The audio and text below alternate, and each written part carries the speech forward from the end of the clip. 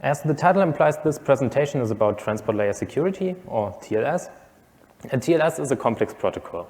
This may not be obvious at first glance. There are only 4 protocol versions which have been released over the course of 20 years, and the first 2 protocol versions are actually deprecated today.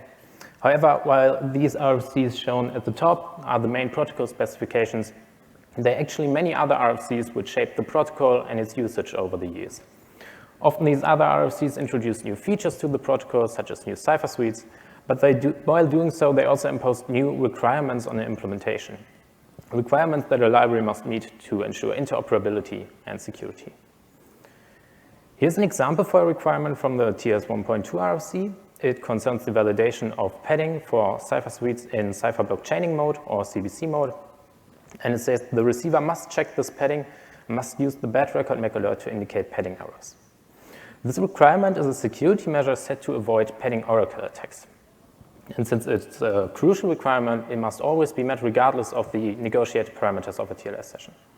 So as an example, we could establish a TLS session for a cipher suite with Diffie-Hellman key exchange, RSA signatures, and AES cipher in cipher block chaining mode, send an invalid padding to an implementation, and observe its reaction. And in this example, the implementation replies with a bad record MAC alert and closes the session, which is exactly what the RFC mandates.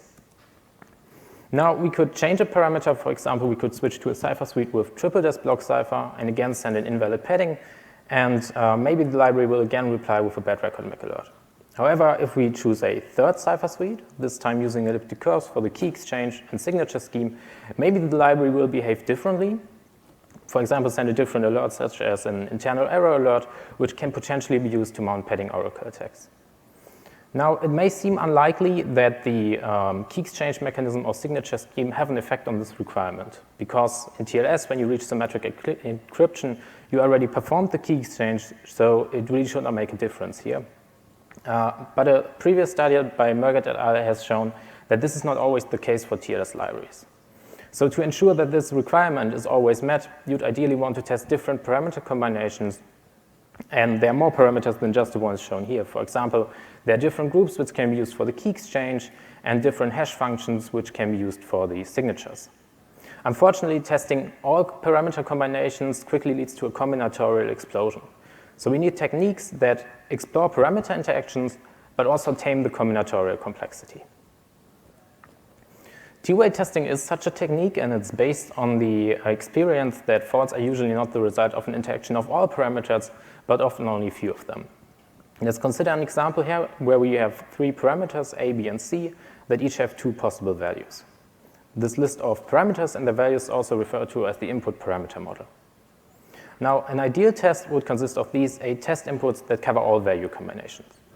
What a T-way test does is it considers interactions of T parameters. So as an example, for T set to 2, the T-way test would cover all value combinations of A and B, A and C, and B and C, which results in these 12 T pairs overall. Interestingly, we can cover these 12 T pairs with only 4 test inputs. This is because each test input can actually cover multiple T pairs. So as an example, these 3 T pairs here are all condensed in the first test input, and this is also the case for the other 3 test inputs. They each cover 3 T pairs.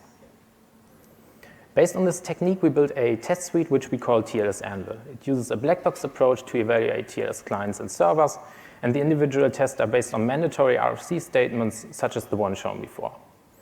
For our T-way tests, we consider a rich set of up to 14 parameters, such as different cipher suites, signature algorithms, certificates with different public key types, but also parameters that do not directly affect cryptography, such as record fragmentation, for example. TLS-Anvil contains a total of 408 test templates, which are based on 13 TLS RFCs. The execution of TLS-Anvil always starts with the creation of the input parameter model. First, we perform a feature extraction for the tested library, as this allows us to select applicable test templates and parameter values. Coming back to our RFC example from before, if we want to test if a library handles invalid padding correctly for CBC cipher suites, the library must obviously support a CBC cipher suite in the first place, otherwise we cannot test the requirement. Additionally, a library may support some CBC cipher suites, but maybe not all CBC cipher suites defined by the RFCs, And choosing a cipher suite that is not supported by the library would invalidate our test, because we want to test if it rejects an invalid padding correctly and not if it rejects an unsupported cipher suite correctly.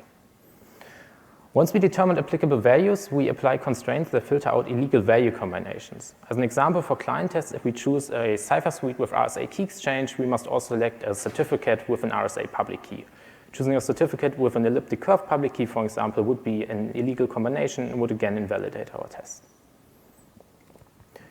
To start the execution of the test, we then hand over these values and constraints to Coffee4J.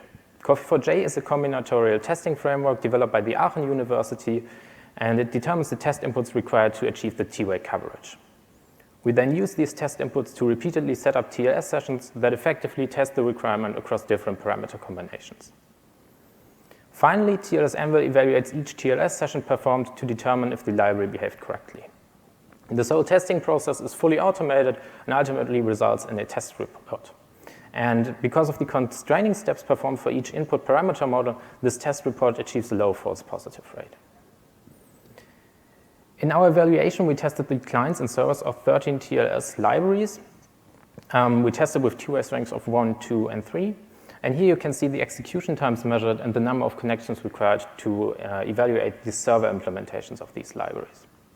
There are some significant differences here. Emmet TLS, for example, had the longest execution time with around 67 hours and the highest number of connections required overall with around 180,000 TLS sessions performed, while S2N, on the other hand, had the shortest execution time with around 6 hours. This difference is due to the different protocol features supported by the two libraries. For strength 2, the execution time varies between 11.5 and 1.3 hours, and for strength 1, most libraries can be evaluated within 1 hour. Our evaluation determined a total of 239 RFC violations, and we analyzed failed tests and grouped them based on their impact in the following way.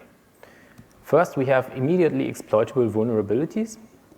Then we have illicitly effective cryptographic computations, such as the key confusion bug in LibreSSL, where wrong keys have been used to decrypt received messages.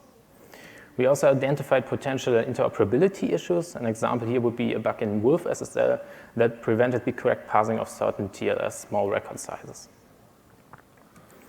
We also found cases where libraries send different alert codes than mandated by the RFCs. These cases are likely uncritical and somewhat inflate the number of our findings, but correct alert handling can be crucial in some aspects, for example, to avoid padding oracles. And ultimately, we found a vast range of RFC violations for which we do not see an exploit, and they do not affect interoperability or alert codes, which we just grouped as others. Now, despite the number of findings, it's important to point out that most libraries passed a high percentage of tests with around 97%. Our evaluation determined 3 exploitable vulnerabilities. First, we found a padding oracle vulnerability in the matrix SSL client. This issue is caused by a segmentation fault that only occurs for an invalid padding when a cipher suite with SHA-256 HMAC is negotiated. Instead of sending an alert, as matrix SSL does for other cipher suites, the TCP connection simply gets closed as a result of the segmentation fault. This difference in the behavior is observable for an attacker and can potentially be used to mount padding oracle attacks. We also found a denial of service bug in matrix SSL client, which can be triggered through malformed message length fields. As a result, the client would not terminate anymore, and the CPU usage would rise and stay on a high level indefinitely. Ultimately, we also found a server authentication bypass for WolfSSL, where a server could send an empty certificate message in a TLS 1.3 session, and the client would always consider the server as authenticated. However, while our evaluation was still ongoing, this bug has been found and reported independently. So in conclusion, we built a test suite called TLS-Anvil. It uses a black box approach to evaluate TLS clients and servers based on RFC requirements. We use T-way tests to explore parameter interactions, and we evaluated 13 open source TLS libraries and determined a total of 239 RFC violations, including 3 exploitable vulnerabilities. Especially these 3 exploitable vulnerabilities indicate that there's still a blind spot in the tests of the affected libraries. Integrating combinatorial RFC tests into the testing pipelines of these libraries could help identify such vulnerabilities before a new library version gets released. Based on our results, we think that it may be worth to add additional tests for more RFCs to get a better understanding of the state of an implementation It may also be worth to apply the same approach to other protocols, especially new protocols such as QUIC, to avoid interoperability and security issues early on. If you want to learn more about TLS-Anvil, you can find the source code on GitHub, and we also have some additional documentation which you can find on tls-anvil.com. Thank you very much for your attention, and I'd be happy to answer any questions.